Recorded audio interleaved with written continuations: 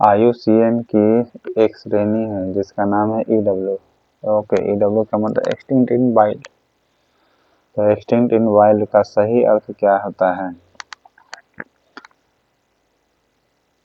जाति वनों से समाप्त हो चुकी है और केवल चिड़ियाघर या कृत्रिम निवास में ही जीवित है, जिसे एक्सटिंक्ट इन वाइल्ड कहा जाता है, EW।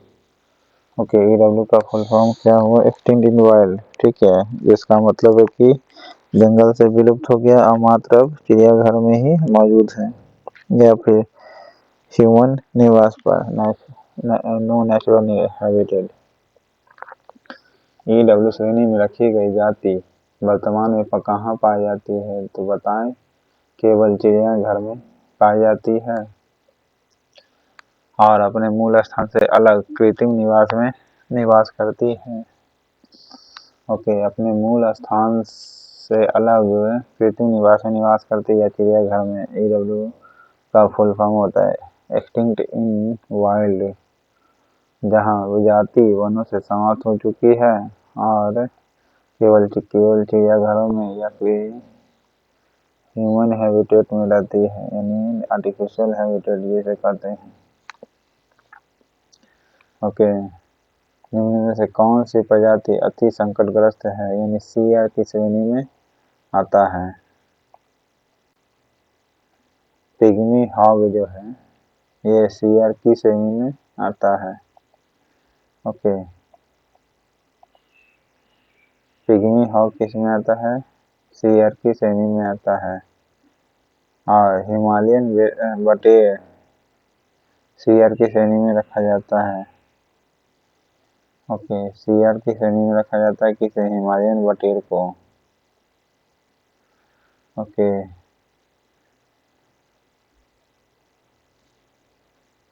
और पिग्मी हॉग को भी रखा गया अति संकट श्रेणी में।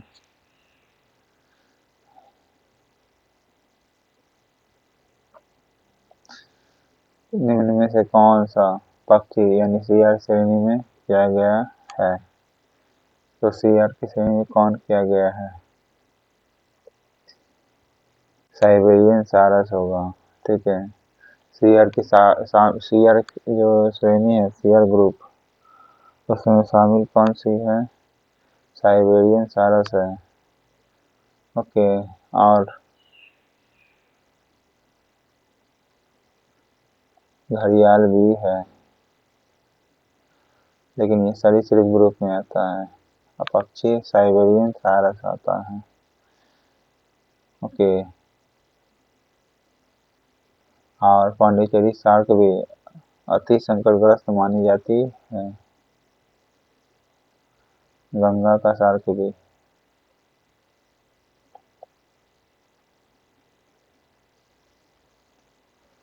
इंडेंजर प्रजाति का सही अर्थ क्या है? इंडेंजर का मतलब क्या होता है? जाति का वनों से विलुप्त होने का खतरा बना हुआ है। इंडेंजर का मतलब है जाति का खतरा बना हुआ है, विलुप्त होने का। कौन सा जीव यानी इंडेंजर श्रेणी में शामिल है? तो नीलगिरी ताहार ये इंडेंजर श्रेणी में शामिल है। संकटग्रस्त श्रेणी में शामिल कौन है? नीलगिरी ताहार। जाति का वनों से विलुप्त होने का खतरा बना हुआ है, ये इंडेंजर श्रेणी में आता है। गिद्ध यानी CR की श्रेणी में आती है। ठीक है, अति संकटग्रस्त में आती है,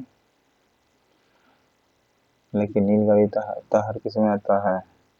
संकटग्रस्त में, अति संकटग्रस्त में नहीं। ओके,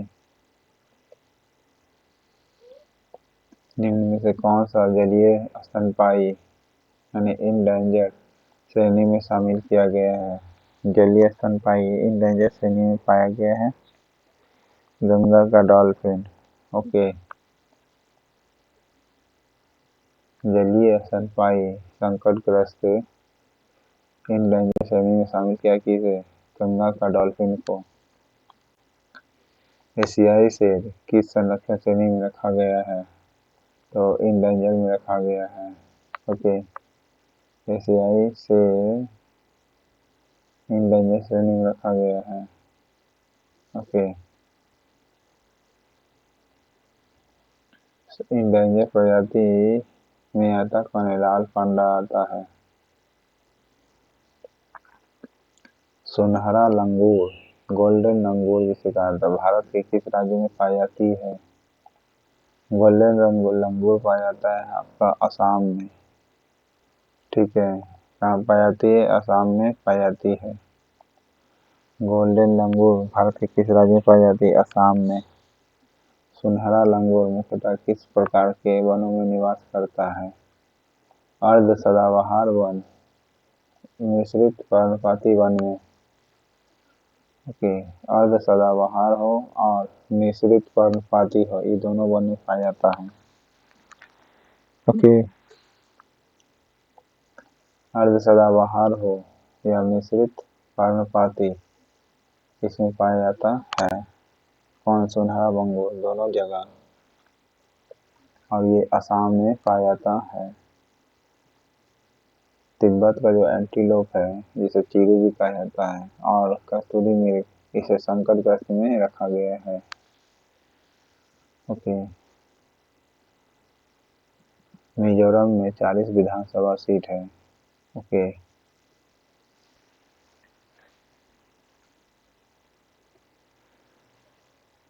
निम्नलिखित में से कौन सा जीव असुरक्षित यानी वल्नरेबल श्रेणी में शामिल किया गया है?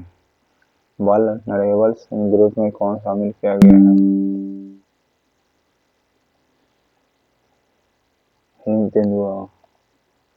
ओके, हिम तेंदुआ को शामिल किया गया है।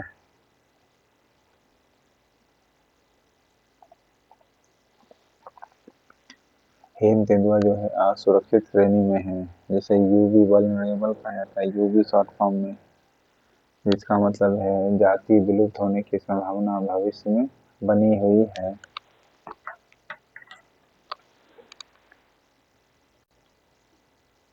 हिम तेंदुआ को वल्नरेबल ग्रुप में रखा हुआ है।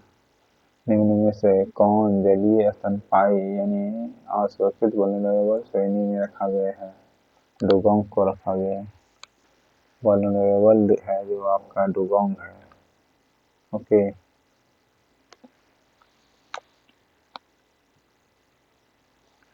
गीत को किस श्रेणी में रखा गया है? और सोन चिड़ैया के बारे में बताइएगा। पार्ट 1 मैंने किया हूँ ना, उसमें देख लीजिएगा। IUCN की संकट निकट, जिसे एंटी कहा जाता है, नियर थ्रेटेन, का सही अर्थ क्या है? सही अर्थ क्या है? जाति का निकट भविष्य में संकटग्रस्त हो जाने की संभावना है। एंटी का मतलब क्या है? जाति का निकट भविष्य में जल्द ही अब संकटग्रस्त हो सकता है। नियर थ्रेटेन का मतलब जल्द ही नियर थ्रेटेन में चिंता का विषय है। ओके, स्लोथ भालू जो है आपका वल्नरेबल यानी असुरक्षित ग्रुप में आता है। एंटी श्रेणी में कौन आता है? यूरेशियन ऊदबिलाव। यूरेशियन ऊदबिलाव जो है ये एंटी श्रेणी में आता है। ओके, गिद्ध किस श्रेणी में आएगा? सोन चिड़ैया, कमेंट बॉक्स में बताइएगा। निम्न में से कौन सी प्रजाति एंटी श्रेणी में आती है? एंटी श्रेणी में कौन आएगी? हिमालयन ताहर। ठीक है, कौन आएगा? हिमालय ताहर, ये एंटी श्रेणी में आता है। ओके, तेंदुआ भी एंटी श्रेणी में आता है।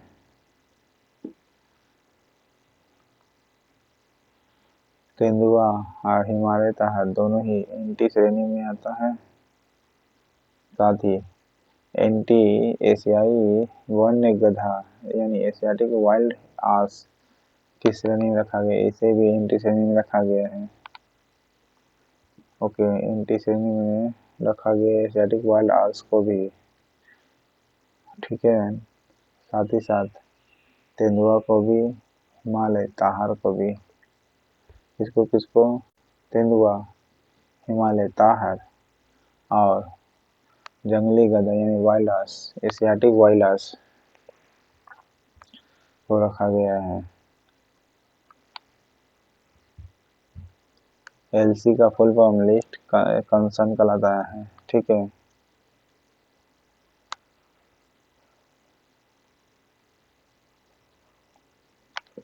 कस्तूरी मृग को किस ग्रुप में रखा गया है? कमेंट बॉक्स में बताइएगा। चिंकारा और काला हिरण आयुसीएन की किस श्रेणी में आता है? संकट मुक्त में आता है, ठीक है। किसमें? संकट मुक्त में आया हुआ है। लिस्ट कंसर्न यानी कहिएगा। चिंकारा और काला हिरण आयुसीएन की किस श्रेणी में है, यानी पर्याप्त मात्रा में है, संकट मुक्त में है। अंडमान जंगली सुअर किस संरक्षण श्रेणी में रखा गया है? संकट मुक्त श्रेणी में रखा गया है, ओके। ये लिस्ट कंसर्न है। जंगली सुअर भी लिस्ट कंसर्न में है, ओके। साथ ही साथ काला हिरण और चिंकारा ये भी लिस्ट कंसर्न में है।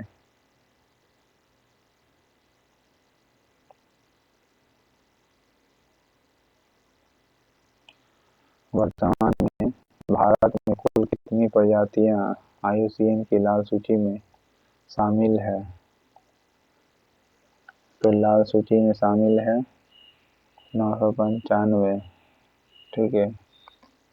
भारत में वर्तमान में कुल कितनी प्रजाति आईयूसीएन लाल सूची में शामिल है? 995 में शामिल है, रेड लिस्ट में आईयूसीएन का, ओके।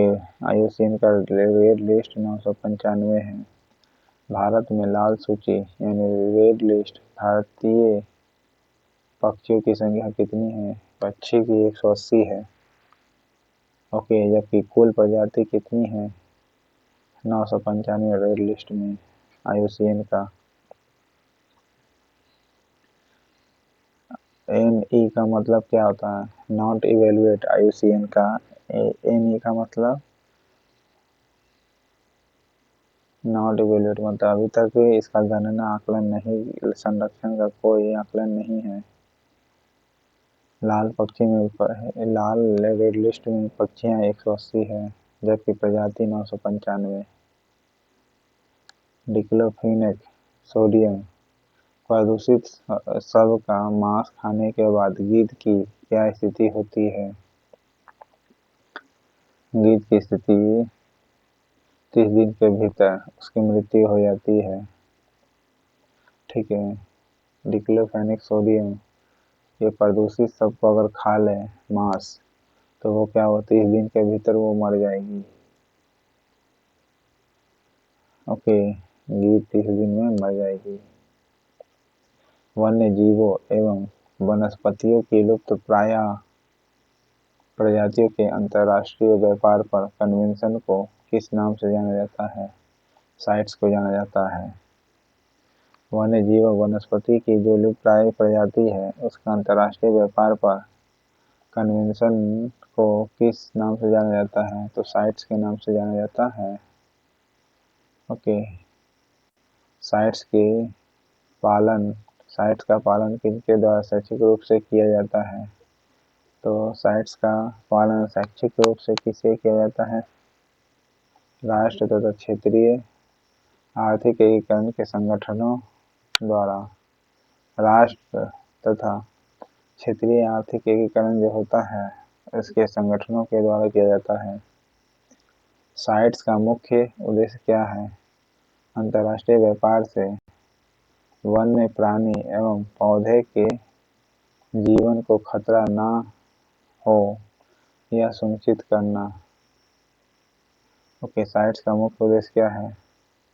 अंतर्राष्ट्रीय व्यापार से वन्य प्राणी जो है एवं पौधा है जीवन को खतरा ना हो यह सुनिश्चित करना है।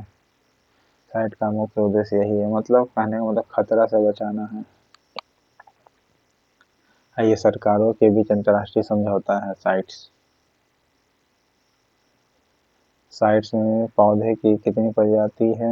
28,000। ओके, जबकि पशुओं का 5,000। निम्न में से कौन सा साइट्स के जरिए अंतर्गत संरक्षित प्रजातियों के उदाहरण शामिल है? तो संरक्षित प्रजातियों के शामिल है भालू है। ठीक है, कौन होगा? भालू। कौन सा जीव साइट्स के अंतर्गत संरक्षित प्रजातियों के में शामिल है? तो भालू होगा। ठीक है, कौन सा जलीय जीव साइट्स के अंतर्गत संरक्षित उदाहरणों में शामिल है? तो डॉल्फिन है।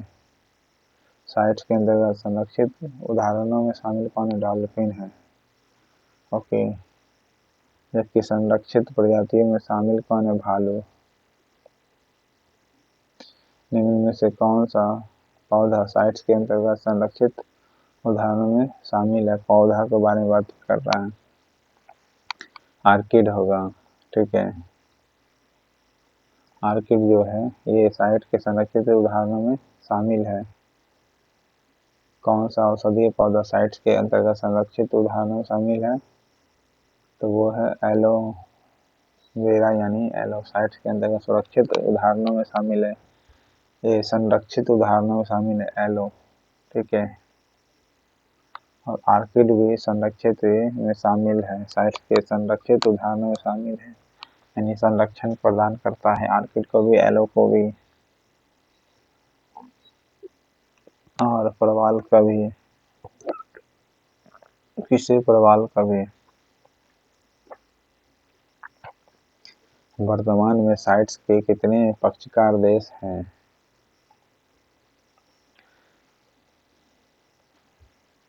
183 देश है। ठीक है, कितनी है? वर्तमान के कितने पक्षकार देश हैं? 183 है। साइट्स के कितने पक्षकार देश है? 183। साइट का सचिवालय किस शहर में स्थित है? जिनेवा में है। साइट्स का जो सचिवालय है किस शहर में स्थित है? जिनेवा में स्थित है। और साइट्स के कितने पक्षकार देश है? 183 है, 183। ओके, 200 विधानसभा सीट राजस्थान का है। और साइट किस वर्ष लागू हुआ था? 1975 में लागू हुआ था, जुलाई 1975 में। ओके, जिस समय इमरजेंसी का कार्यकाल चल रहा था 75 में, इस वर्ष लागू किया गया था, जबकि रिपोर्ट 63 में ड्राफ्ट तैयार किया जा रहा था। साइट्स का सचिवालय किस शहर में स्थित है? जिनेवा में है। साइट्स का 3A अपेंडिक्स है। ठीक है, साइट्स के अपेंडिक्स 1 में कौन सी प्रजाति शामिल है? अपेंडिक्स 1 में कौन शामिल है? अत्यधिक संकटपन प्रजातियां हैं। साइट के अपेंडिक्स 1 में कौन सा अत्यधिक संकट वाला नहीं बल्कि अत्यधिक संकट वाला है? साइट्स की अपेंडिक्स 1 में कौन सी प्रजाति सूचीबद्ध है? तो विशाल पांडा, ये अपेंडिक्स 1 में है। ओके, साइट्स किसका है?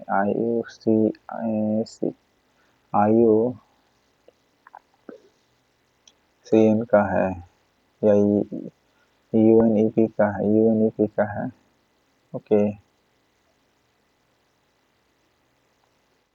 साइट्स के अंतर्गत अपेंडिक्स 1 में सूचीबद्ध जो प्रजाति है उसका अंतर्राष्ट्रीय व्यापार के संबंध में क्या कथन है?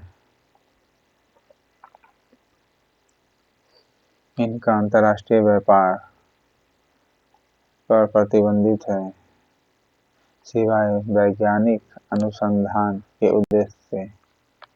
ओके, अपेंडिक्स 1 में सूचीबद्ध प्रजातियों के अंतर्राष्ट्रीय व्यापार के संबंध में सही कथन के बारे में बताना है। देखिए, अपेंडिक्स 1 में 931 यानी 931 जो है 931 प्रजाति सूचीबद्ध है। पहला तो ये जान लीजिए, और दूसरा इनका अंतर्राष्ट्रीय व्यापार पर प्रतिबंध है, इंटरनेशनल ट्रेड नहीं कर सकते, बस वैज्ञानिक अनुसंधान के लिए इसका यूज कर सकते, वैज्ञानिक अनुसंधान के उद्देश्य से कर सकते हैं अपेंडिक्स 1 वाला का। ओके। साइट्स के अंतर्गत पे अपेंडिक्स 1 की प्रजातियों का व्यापार किन शर्तों पर है? तो किन शर्तों पर आधारित है? आयात परमिट और निर्यात परमिट दोनों की स्वीकृति। अपेंडिक्स 1 की जो प्रजातियों में आता है का व्यापार किन शर्तों पर? व्यापार तभी हो सकता है जब इंपोर्ट एक्सपोर्ट दोनों के लिए परमिट चाहिए। इंपोर्ट के लिए भी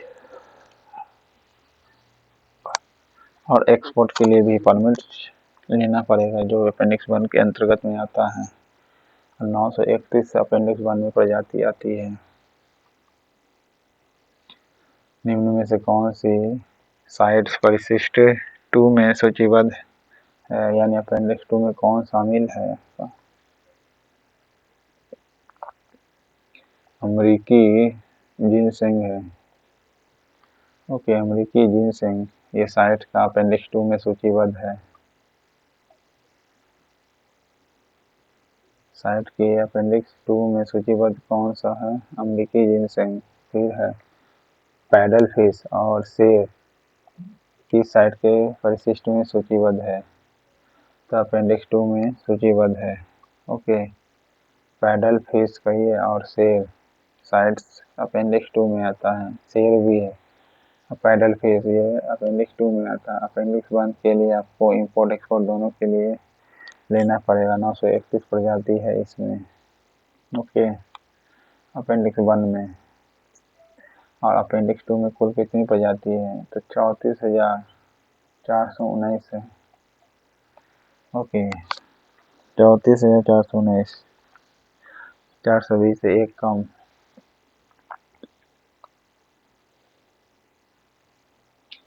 निम्न में से कौन सा समुद्री जीव साइट्स परिशिष्ट 2 के उदाहरण में शामिल है?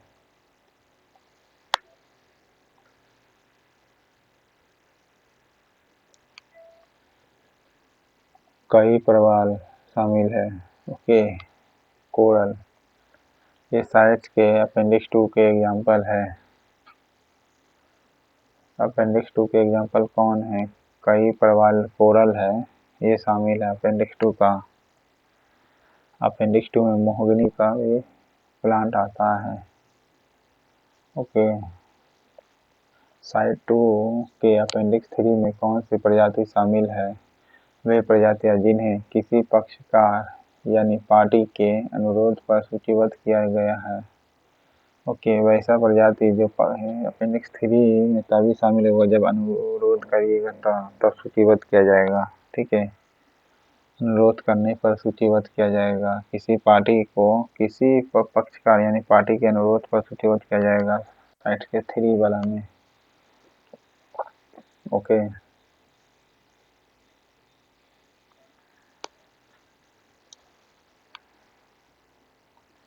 साइट अपेंडिक्स 3 में कौन सी स्तनपायी प्रजाति है? तो साइट 3 में कौन आ जाता है? बालरस आता है। ठीक है, बालरस आता है। साइट के अपेंडिक्स 3 में कौन सा स्तनपायी प्रजाति सूचीबद्ध है? तो बालरस है। ओके, अपेंडिक्स 3 में कौन आता है? बालरस आता है। और मैप टर्टल जो है ये साइट अपेंडिक्स 3 में शामिल है।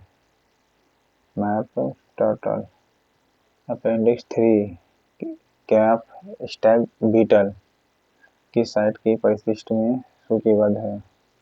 परिशिष्ट 3 में है। कैप स्टैग बीटल किस साइट्स के परिशिष्ट में शामिल है? तो परिशिष्ट 3 में शामिल है। केप स्टैग बीटल अपेंडिक्स 3 में शामिल है।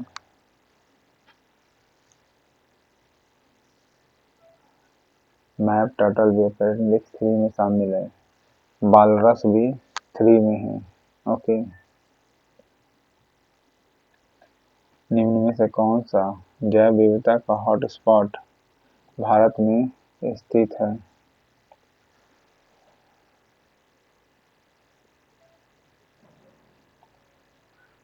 हिमालयन होगा। ठीक है। जैव विविधता हॉटस्पॉट भारत में स्थित कौन है? हिमालय। हिमालय जो है ये भारत में हॉटस्पॉट है जैव विविधता का। ओके, वहाँ अनेकों हॉटस्पॉट देखने को मिलता है, मतलब जैव विविधता देखने को मिलता है। भारत में निम्न में से कौन से जैव विविधता हॉटस्पॉट पाए जाते हैं? तो भारत बारहमास क्षेत्र में भी पाया जाता है हॉटस्पॉट, यानी जैव विविधता देख सकते हैं। पश्चिमी घाट पर भी देख सकते हैं, जी हाँ। सुंडा लैंड में भी देखा जा सकता है, ऊपर सभी होगा। सुंडा लैंड में भी, पश्चिमी घाट में भी, भारत बारहमास क्षेत्र में भी ये जैव विविधता हॉटस्पॉट देखा जाता है। ओके, और हॉटस्पॉट कुल कितनी वैश्विक केंद्र है? तो 34 वो है। ग्लोबल हॉटस्पॉट जैव विविधता के वो है 34 वो, पूरे ग्लोबल स्तर पर। जो भारत में 3 वो, भारत वर्मा, पश्चिमी घाट और सुंडा लैंड है। शीशम को अपेंडिक्स 2 से हटाने का प्रस्ताव दिया है। ओके, शीशम को डिलीवरिया सिसुसु की कौन सी विशेष प्रकार बढ़ावा देती है? तो डिलीवरिया सिसुसु किसको बढ़ावा देती है? अपनी मूल सीमा के बाहर भी वह डेवलप कर लेता है। ठीक है, सिसुसु जो होती है मूल सीमा के बाहर भी बढ़ जाता है, बाहर भी प्राकृतिक रूप से उगने की क्षमता रखता है। फिर जैव विविधता ह्रास का प्रमुख कारण कौन सा है? प्राकृतिक आवासों का ह्रास होना ही जैव विविधता का ह्रास का कारण बनता जा रहा है। वन क्षेत्र या वनों की सघनता में कमी का प्रत्यक्ष प्रभाव क्या होता है? जैव विविधता का ह्रास होता है। क्या होता है? जैव विविधता का ह्रास होता है। अगर वन क्षेत्र या वनों की सघनता में कमी आएगा, यानी कटाव वगैरह होगा, तो निश्चित जैव विविधता में कमी आएगा। वन्य जीवों का अवैध शिकार होगा। यह जैव विविधता को किस प्रकार प्रभावित करता है? तो ये है प्रजातियों के विलुप्त होने का जोखिम बढ़ाता है। ओके, जैव विविधता का किस प्रकार प्रभावित होता है? प्रजाति के विलुप्त होने का जोखिम बढ़ा देता है। ओके,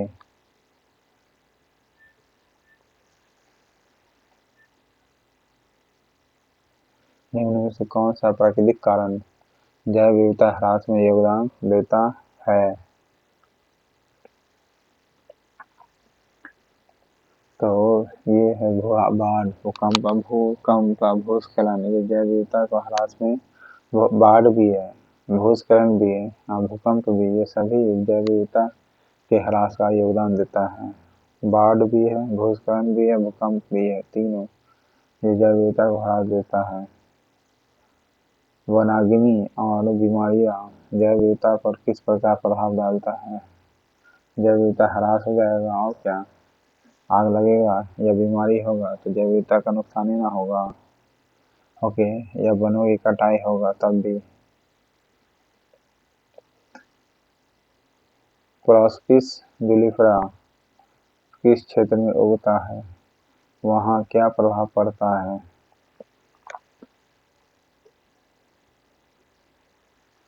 जैव विविधता घटने लगती है। क्या होने लगती है? जैव विविधता घटने लगती है। प्रोसोपिस जुलिफेरा जिस क्षेत्र में उगता है वहाँ क्या प्रभाव पड़ता है? जैव विविधता घटने लगती है। क्या होने लगती है? जैव विविधता घटने लगती है। प्रोसोपिस जुलिफेरा मूलतः किस भौगोलिक क्षेत्र का पौधा है? मैक्सिको, दक्षिण अमेरिका, कैरेबियन क्षेत्र का है।